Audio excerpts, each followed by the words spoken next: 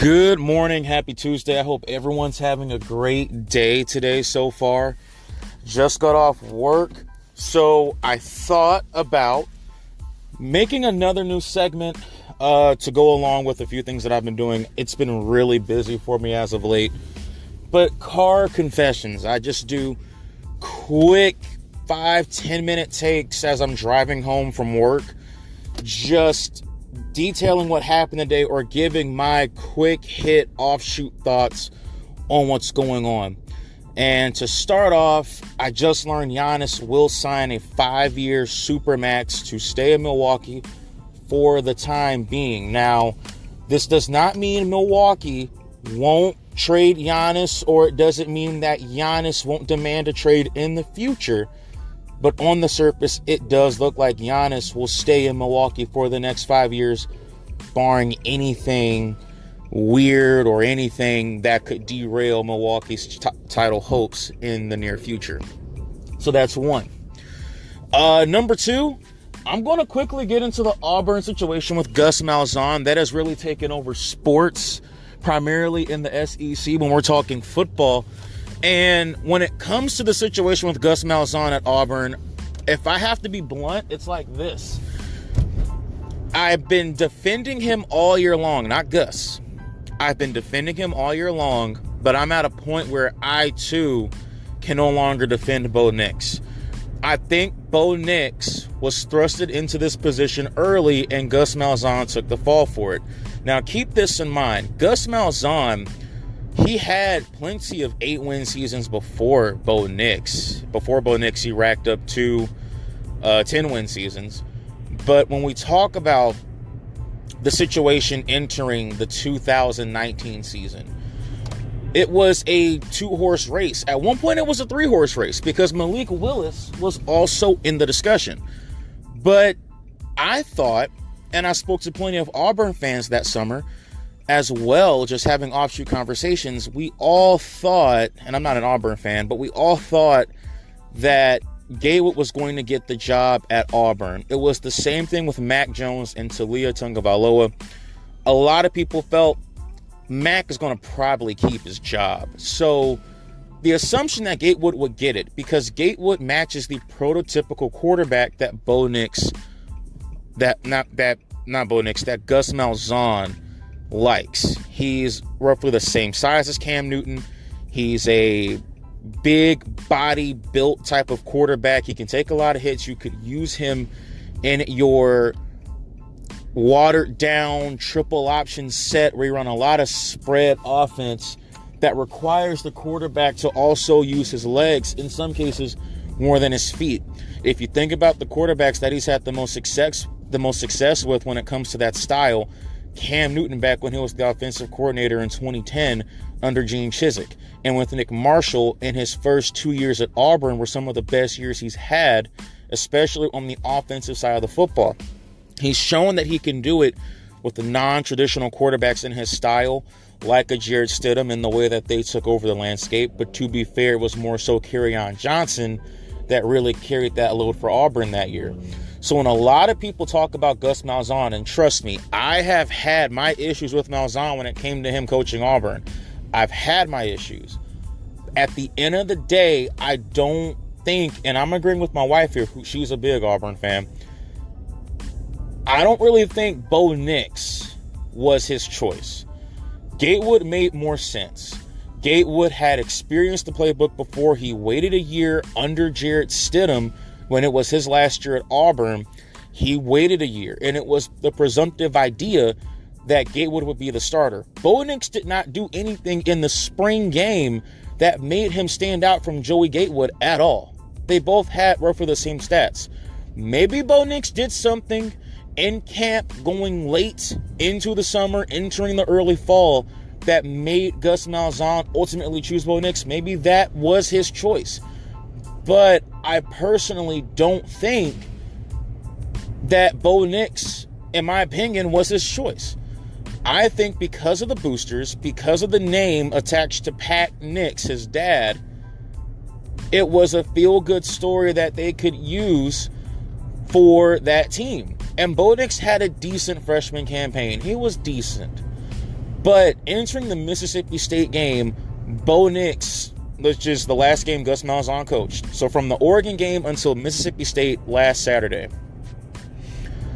Bo Nix still had plenty of issues. He's very frantic. Sometimes he's not poised in the pocket. A lot of times he uses his feet and can't just stay still and show confidence throwing the football. When it comes to him escaping the pocket, he tries to do too much and tries to make too many plays and not just take a sack or throw the football away, do the check down. He'll try to do too much. Now, they have had some offensive line issues, but let's be honest here. For the past few years, Auburn has been dealing with offensive line issues. Gus Malzahn recruits lighter offensive linemen to suit his style. He likes an up-tempo running. He likes an up-tempo running style of game. That's what he likes. So he likes to keep the ball moving. He likes to keep the clock running. He wants to wear down your defense. For that to happen, you can't have heavy offensive linemen. You need some lighter guys. So when you take on strong SEC defensive lines, yeah, you're going to get beat sometimes, if not all the time, because the offensive lineman he recruits fits the way Gus wants to keep the ball moving and play fast. And if you bring in heavy guys like Brett Bielema at Arkansas, for example, they're going to wear down easy. And late in the game, they'll perform pretty bad. And Nick Saban had to learn this the hard way. So, because late in games, for some of the reasons why Nick Saban couldn't get an undefeated season under his belt like he did back at Bama in 2009, his players on the offensive line of the ball and on the defensive line of the ball, primarily the defensive line, they're really heavy, they can hit hard, but they'll wear down really quickly if they take on someone with a spread up-tempo style of play that will wear them down and that won't give Nick Saban time to substitute. That can also affect your offensive line as well because they won't hold their blocks against competent defensive lines, primarily in the SEC or in a major bowl game. So I do think that Malzahn, the reaction is very mixed. Some people like the fact that he's gone. Others hate the fact that he's gone. Personally, I think it was a bad choice. I'm not surprised they fired him. I'm surprised at the timing. I'm surprised that at this point in the season, in a pandemic season, you still fire that coach. Auburn still went 6-4. They still had a winning record. So all he's done is win games in the sense of he's never had a losing season. Now, in all fairness, has he really executed on seasons where Auburn should have been a national title contender? They should have had a 9-win, a 10-win season, an 11-win season competing for the SEC West title late in the year. No, that hasn't always been the case. But if you think about the situation he's up against, being the Auburn head coach, it's a double-edged sword. You're not Nick Saban. They're not asking you to be Nick Saban, but you can't have fluky seasons like this. But I have forever defended him on this stance of, if you think about college football, every single state or most states have that one traditional power in whatever sport it is that has dominated the landscape. And there's typically another team or other teams that are trying to match them. And Florida, historically speaking, it's debatable, but recent memory, I would give it to the Florida Gators recently. I think historically, it'd probably more go Miami, but in California, it's USC. In Texas, it is UT. It is the Longhorns. In Tennessee, it's the Volunteers. In Georgia, it's the Bulldogs, and so on and so forth. But what is the one thing that you notice from all those states? The traditional power school isn't always winning, and they've had plenty of faulty seasons. That gives other schools around them plenty of time to make up that lost ground and overtake them as the school in the state. If you think about the present era, Alabama is one of the few states where the traditional power, the Crimson Tide, is still the dominant team, not just in the state, but in the country. So Gus Malzahn has to deal with that. He's recruited very well. He needs to execute better in certain scenarios. He's not the best situational coach. And believe me, I know that from watching a bunch of SEC football. He is not the best situational coach. I still rather have him than Les Miles in terms of an SEC coach. But that's just my personal take. In the end, despite all the rambling I did, in the end, I do think the timing was terrible. And it'll be really hard to find a coach that can somewhat produce what Gus Malzahn did. He is still a national champion offensive coordinator who, once he left and went to Arkansas State, Auburn went down. They had that 3-9 year, and Gene Chizik left. And in the same year, he coached Arkansas State, and I think they had a double-digit winning season or a 9-win season. They bring in Gus Malzahn. First year there, 13 wins. Second year there, 3 wins. And then they were in the 8-win range before bringing in Jarrett Stidham and eventually winning 10 games in 2017 before winning 7 in 2018. Then the next year you win 9, and this year you win 6. But every single year, except for this year, he's been to a postseason bowl game, which I think is a good thing. Because of how dominant Nick Saban has been, it's national championship or bust, but you have to look at your program with an honest heart if you're an Auburn supporter, if you're an alumni, if you're a booster. Very few programs can dominate like Alabama, Clemson nowadays, Alabama historically, Ohio State historically, and so on and so forth. Auburn, to me, is a Michigan tier school. They have just enough history to have long-standing tradition that is recognized and revered, but they don't have the elite history that other schools have in the college football landscape to make it a job where you have to win national titles.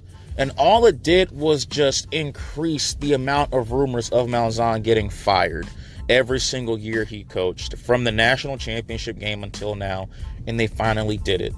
And now you're paying him $21 million after just getting a football facility that cost you $50 million. So financially speaking, we'll see how you handle the financial impact of this. But before I park and before I close, I'll just close it by saying it'll be really tough to fill that job. Auburn fans and alumni need to treat the job as such. Auburn is a great and coveted job like Michigan, or like we'll throw in, I guess, Texas A&M. No, not Texas A&M. We'll throw in Florida. All right, it's a coveted job. Like a Virginia Tech, where you don't have the same history as other programs, but you're still really good. You're still really good, and you're a team that in your good years can be national champions or a national contender. And in your bad years, you're average, you're okay. That's what Auburn is. And that hasn't really changed in their program's history. If you look at the records, it hasn't really changed. Auburn has always been this way. It's just who's ever at the head coaching position. And I think Auburn fans are also very tired and fed up of seeing Alabama being in the national spotlight, winning a national title, winning another SEC championship, and they're in the same state, getting the same players, and they can't do the same. And it's because at the end of the day, you're still you, they're still them. And that's just the fact of the matter of it. So I hope all of you have a great day, have a blessed week. I might do this a bit more often, and hopefully the more popular it gets, maybe I'll turn this into a regular thing. I haven't put up a podcast in a while, so I thought I had to put something out to just sort of keep the content going. For all of you that watch my sports reel and have watched some of my sports videos on the channel, thank you for watching. And I'll talk to you again soon. And remember to go check out my blog. I have been updating that a bit more as of late. Nothing major, just some sports opinions or sports facts or whatever it may be. Just cranking out stuff for you to read over time. Have a wonderful day, and I'll talk to you soon.